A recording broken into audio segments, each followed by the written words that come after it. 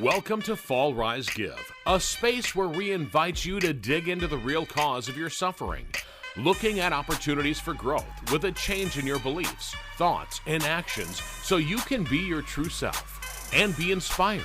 Join us as we explore life's ups and downs and navigate the twists and turns, sharing stories of resilience, hope, and the transformative power of giving back. Whether you're looking for a change, in recovery, or simply seeking inspiration, this podcast is your go-to for candid conversations, raw emotions, and a whole lot of heart. Tune in and discover how to fall, rise, and give back on life's extraordinary journey. Welcome to Fall, Rise, Give. Turn struggles into opportunities by being your true self and help others. I'm Bartender Bob, and my good friend right there, Kumar, and I are here for episode number 26. We've done this now a half a year. 26 That's and 26 amazing. is 52. Does it seem like we've been doing this for that long?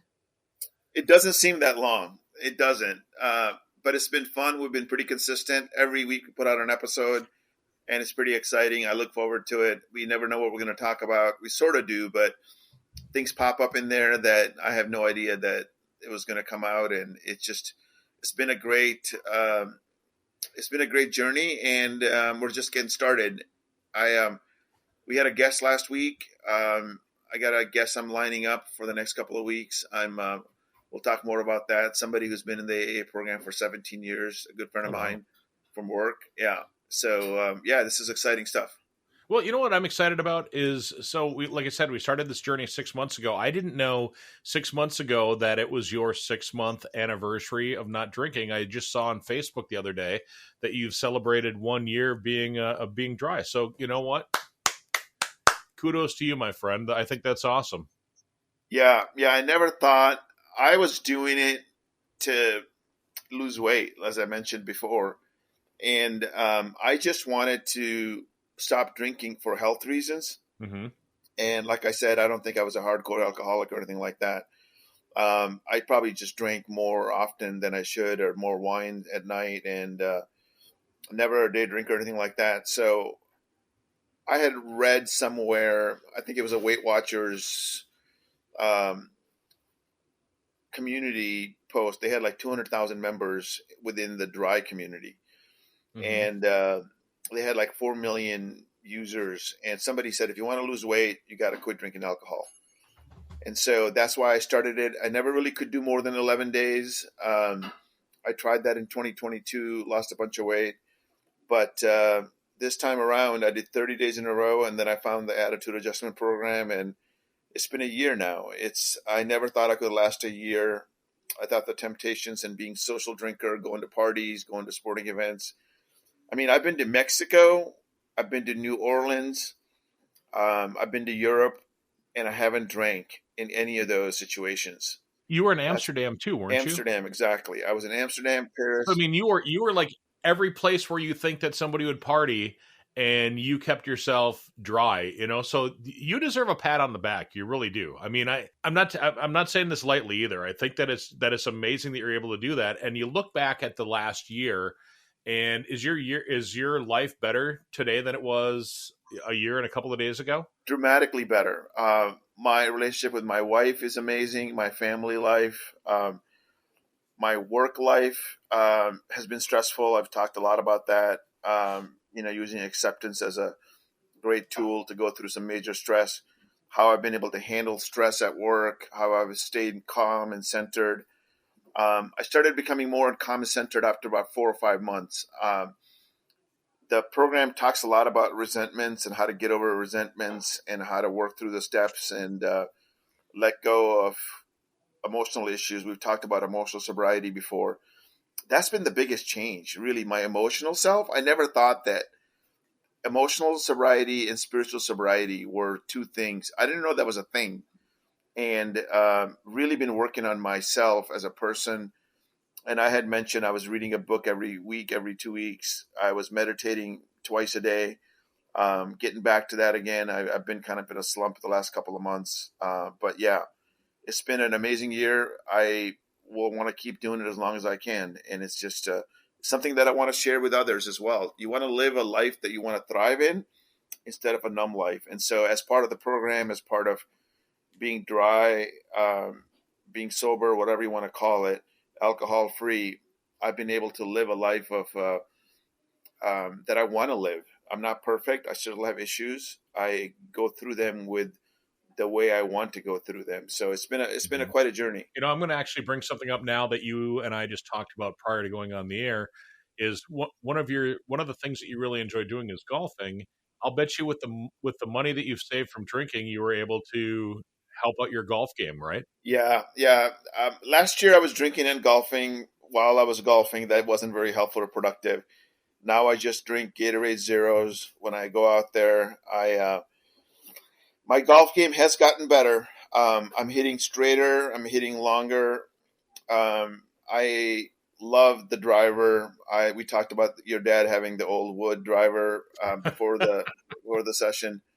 I just love smacking the ball. I was lucky Right. enough last year to hit it 328 yards. It was downhill. That's professional level golf. I never hit it again that long.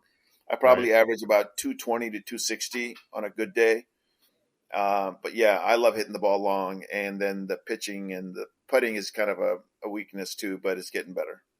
Right. Well, the thing I was kind of getting at was that with the money you saved, you were able to purchase yourself some new irons because you haven't been drinking, right? So you had that extra money and you're able to use that toward that. Yes. No. Yes, and I treated myself this week. I knew the anniversary were coming up, and I bought a new set of irons. I've been a fan of a brand called TaylorMade since I was a kid, and I bought myself a set of TaylorMade irons um, on Amazon this week. And yeah, I've been able to save a little bit of money from not drinking. My wife's reminded me of that a couple times, and Right. she's happy for me that I got a new set of clubs.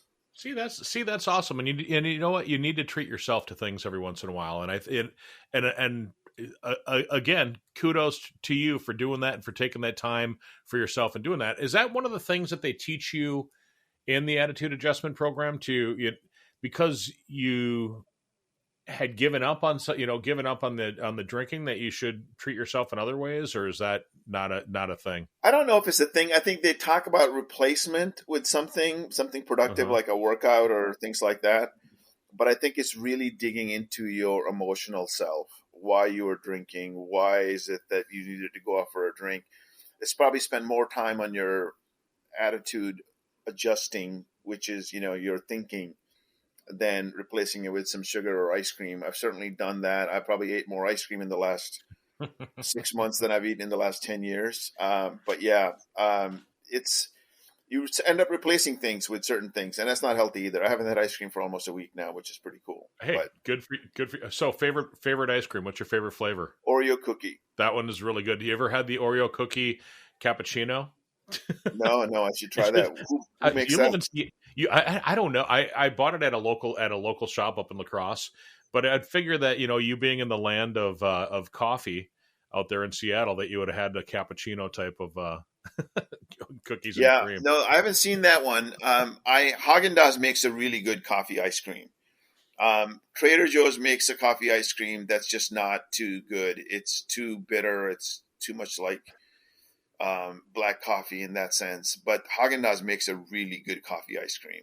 That stuff is just to die for. But I do love coffee. I love ice cream as well. So Yeah, what is that's one of my downfalls too. I know that we planned on talking about one thing, and I before we get to the topic at hand, I kind of want to ask you a couple of the questions that we ask our guests. We've obviously we've talked about yourself, and we've gone over tell me about yourself, but the next one is your biggest struggle. What is your biggest struggle these days after being a year sober? it's probably why I stopped drinking. I spent too much time thinking about weight loss, and I probably think about it a lot less than I used to. I stopped weighing myself about 6 months ago. I recently weighed myself again, and I hadn't gained. I've lost like 35, 40 pounds, and I gained about a little less than 10 back, Mhm. or around 10 back. My biggest struggle is really maintaining my weight. And so I spent a lot of time every morning drinking coffee and going to the gym right away. So I need myself from a mental health standpoint and a physical fitness standpoint. That's been my biggest struggle, having a sense of energy and vibrancy and enthusiasm. And so I don't worry about weight as much, hence I was eating all the ice cream and everything. But I do believe fitness and energy. So my biggest struggle is making sure that I'm healthy. Hmm. So that's probably what it is. And so I think I did it for the health reasons. And my biggest struggle really is being healthy and being fit and having the energy to do the things that I want to do. Not being tired at 6:30 on a Wednesday night, coming back from the driving range. I still have a ton of energy to be able to go do this podcast. We're doing it on a recording on a weekday today instead of a Sunday. Having the energy to hang out with my kids, take my dog for a walk, including exercise early in the morning. So Hmm. yeah, I want to be healthy. That's been my biggest struggle. It's just being healthy and a little bit leaner than I am now. One of the things that I was most impressed with when we first started talking is that you said since 2020, since 2020, that you have only missed 8 days of working out, and Yeah. to me that's amazing. That's amazing that you've been able to keep that goal. I, as I've shared with you, I have the game on Oculus. I have it's called Supernatural, where you just where you do a lot of moving and stuff, and I've been doing that between 3 and 5 times a week, and I haven't missed that cycle since the beginning of the year. So for me, I mean, that's kind of the same thing as you. I'm working on becoming a better version of myself than I was prior to us even doing this.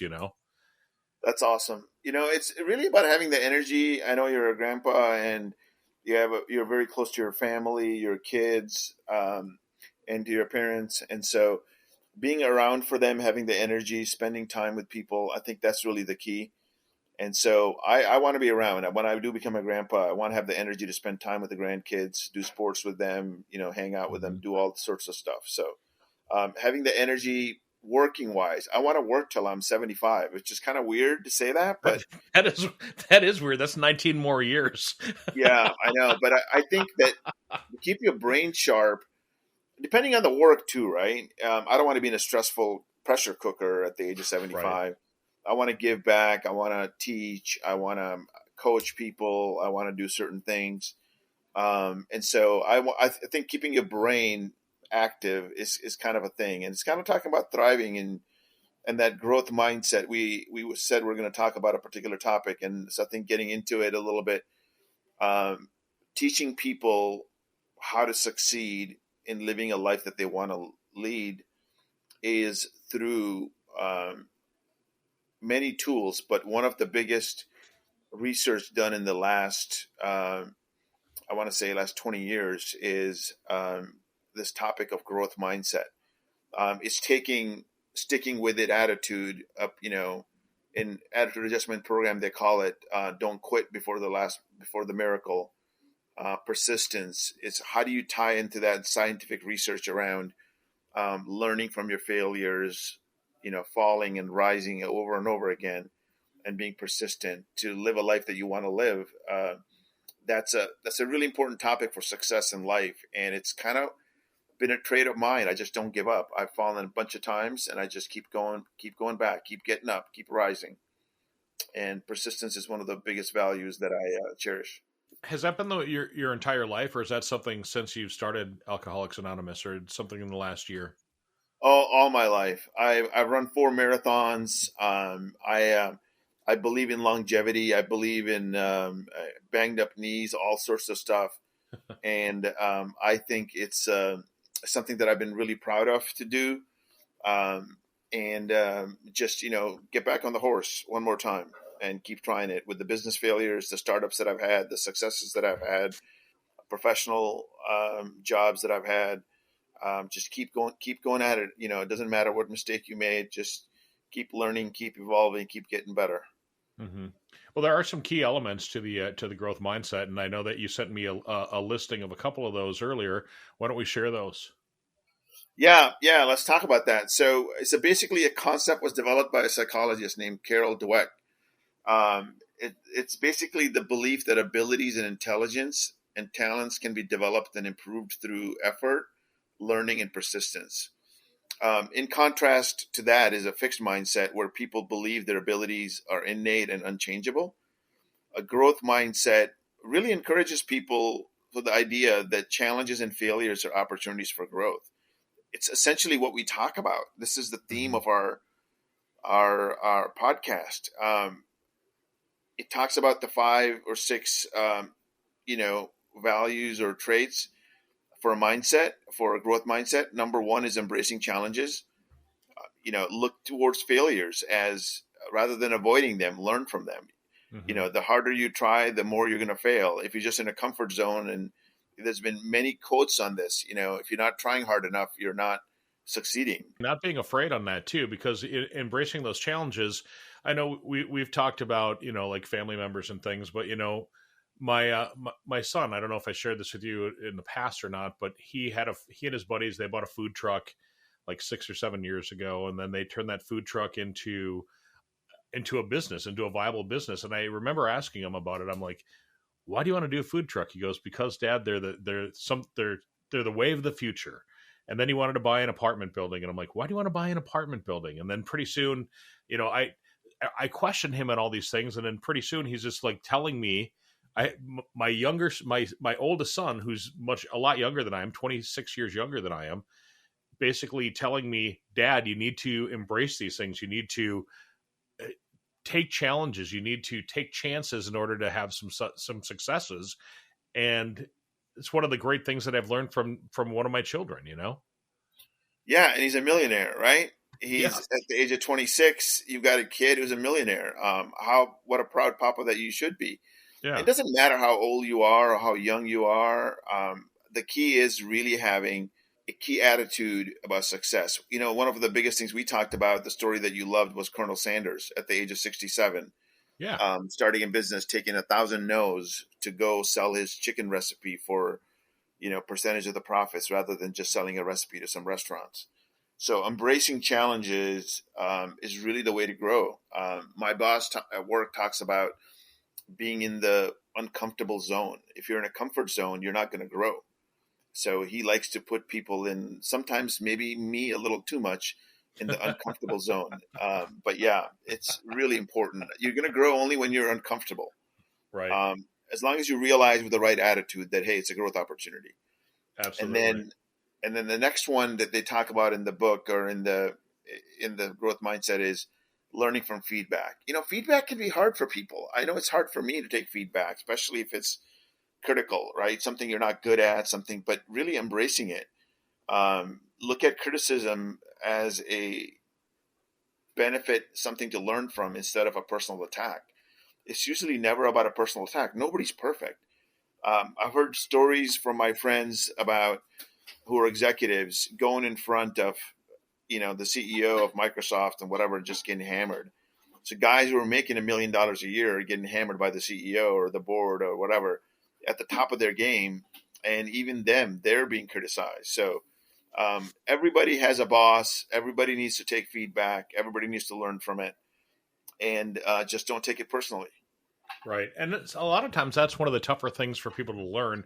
I know that I personally have a hard time with that. If somebody, it really depends on how somebody brings it up to you, at least for myself. If somebody's like, you need to, I have a hard time with that. But if they say you should try this, that to me works a little bit better than, one of these when somebody's finger pointing at me and, getting angry about it. If they just kind of explain what needs to be done rather than going right in with full force, for me Yeah, that works better. agreed. And that's where leadership really makes a difference, right? Somebody who's a leader will ask you a tough question and saying, what could you have done better in this situation? Or think about it in a different way. What went wrong here? So really don't take it personally and just saying, okay, I'm not perfect. Hmm. That's that acceptance thing about, I'm not perfect. I want to grow as a person. Nobody's perfect. Nobody's a super No. successful guy. I think I told you this once before. Satya Nadella, the current CEO of Microsoft, Hmm. he was an advisor to my startup back in 1999 and 2000.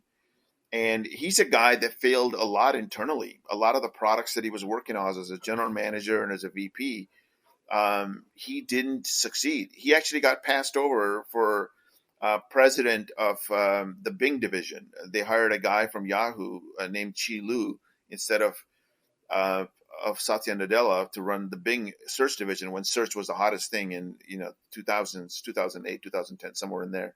And he was really bummed out. And there's a guy that I know locally in my neighborhood who's a general manager of executive leadership at Microsoft.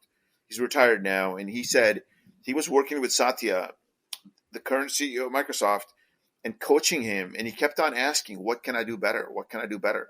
And obviously, that guy, he went off instead of becoming the president of the Bing division, which is search, which ended up being a big failure, as you know. Mm-hmm. He ended up being the president of the server and tools business at Microsoft, which is where the cloud came from, Microsoft Azure. This is what Wall Street has really given them the credit for, and they grew that Azure or the cloud business. If you talk about computing or technology, you're constantly talking about the cloud and AI, and now this guy has embraced and invested in OpenAI and ChatGPT.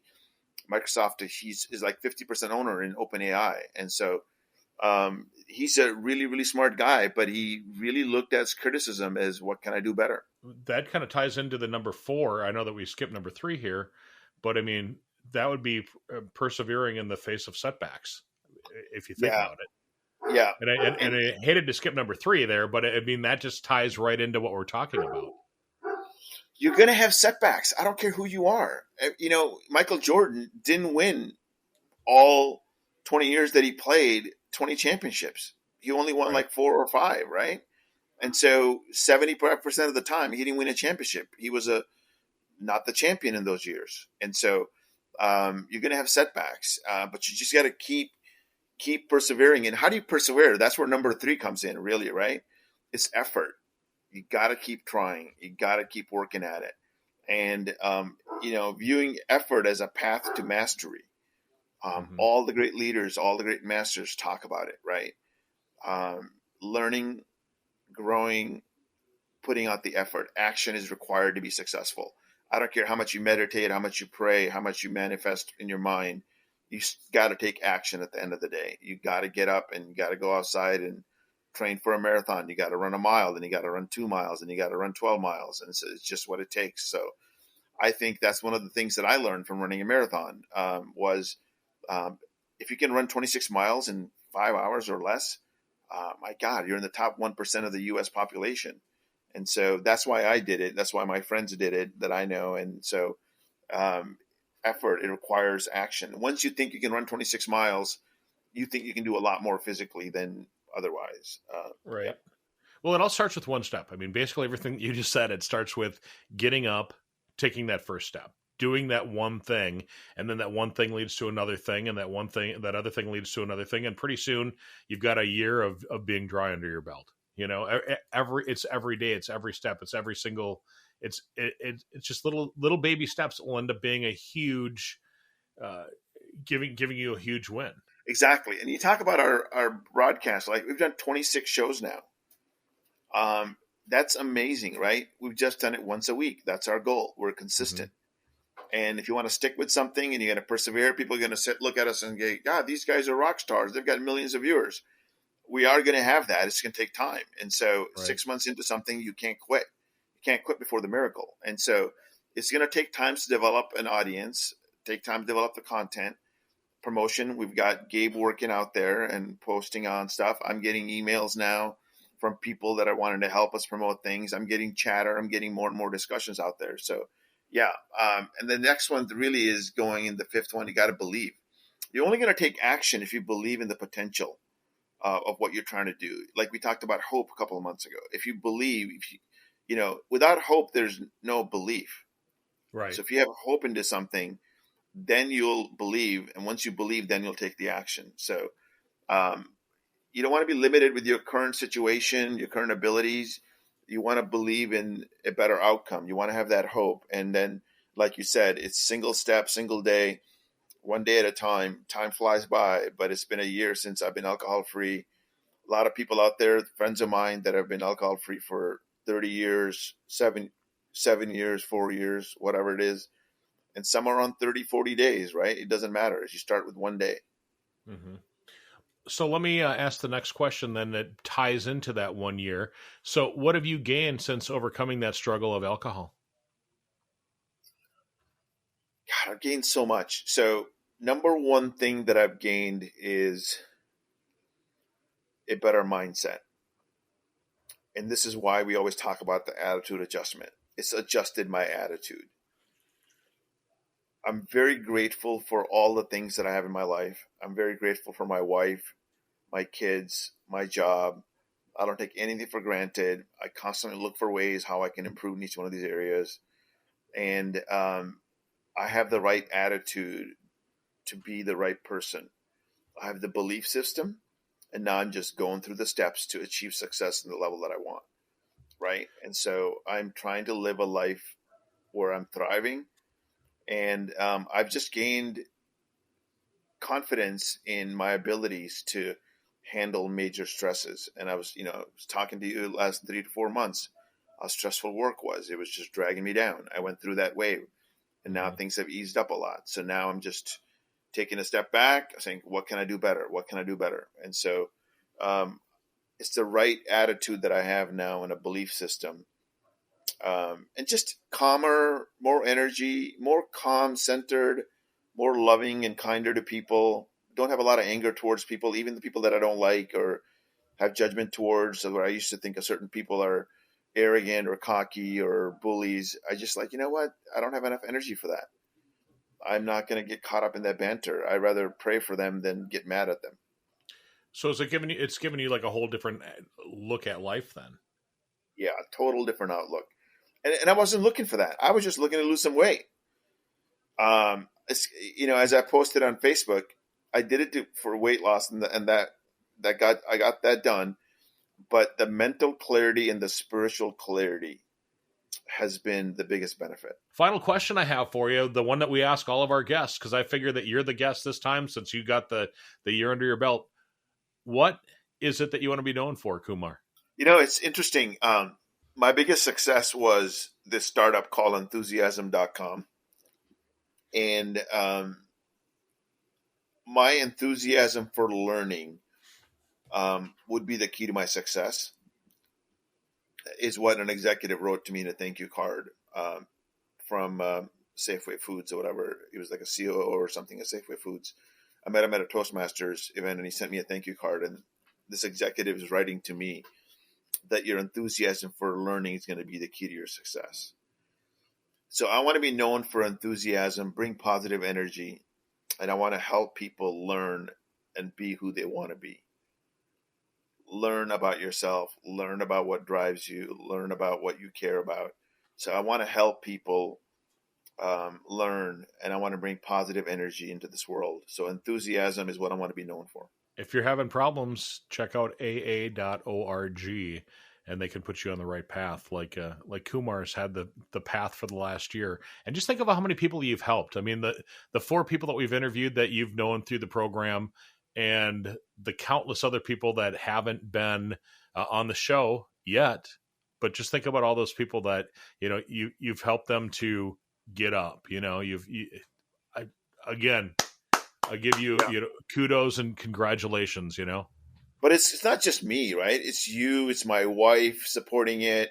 It's our family. Gabe talking about it last night at a AA meeting, saying how inspired they are. And so it really is a big deal. And so it's not thousands or millions, but it doesn't matter. We just wanted to help a handful of people to start out with. And I have no doubt that we're going to help hundreds of people out, and thousands and maybe millions. But the goal is to help people. And if you can help one person have a better life through one episode, it's certainly worthwhile. So have hope, build a belief system, go after your desires, have a growth mindset, stay on the path, take baby steps, and you'll get there. Just like I did a year ago, started just one day at a time. I was excited at 9 days. I'm excited at a year.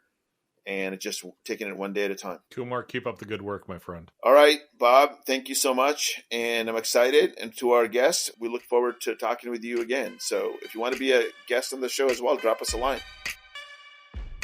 Thank you for joining us on this episode of Fall Rise Give.